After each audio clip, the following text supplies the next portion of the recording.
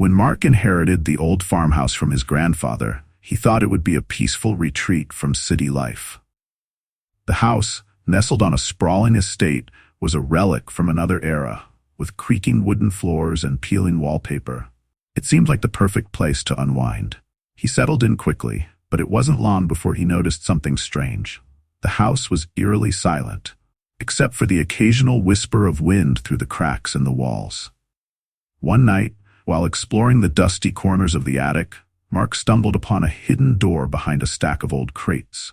The door was weathered and covered in cobwebs, and he hadn't seen it before. Curiosity got the better of him, and he pried open the door.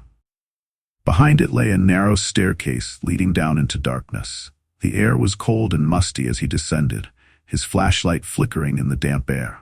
At the bottom, he found another door, this one even more ancient and worn. He hesitated, but the promise of discovering something hidden for decades was too tempting. Mark turned the handle and stepped into the room. The room was small and cluttered with old furniture, an antique bed, a rocking chair, and a dusty mirror. Everything was coated in a thick layer of dust, but what struck him most was the unsettling feeling that the room had been waiting for him. A faded photograph on the wall caught his eye. It showed a family from the past, their faces solemn and distant. As Mark approached the mirror, he felt a chill. The glass was cracked, but he could still see his reflection. However, the reflection wasn't quite right. The shadows in the room seemed to move, and the reflection of the room in the mirror was different, darker, with a vague, shifting figure in the corner. Suddenly, Mark heard a whisper, a faint voice calling his name. He spun around, but the room was empty. The whisper grew louder, more urgent, coming from the mirror. The figure in the mirror was moving, its shadowy form growing more defined. Mark's heart raced. He tried to leave, but the door behind him slammed shut. The temperature dropped, and the whisper became a chant, a haunting, repetitive plea. Mark's reflection in the mirror began to change, its eyes hollow and sorrowful.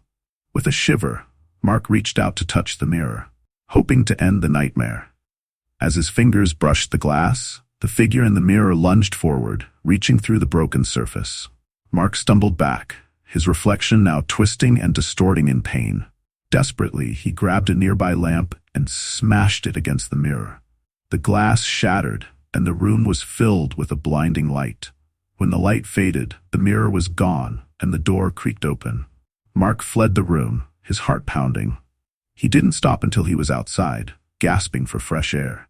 The farmhouse was quiet again, but the whispers stayed with him, a haunting reminder of what lay hidden in the darkness.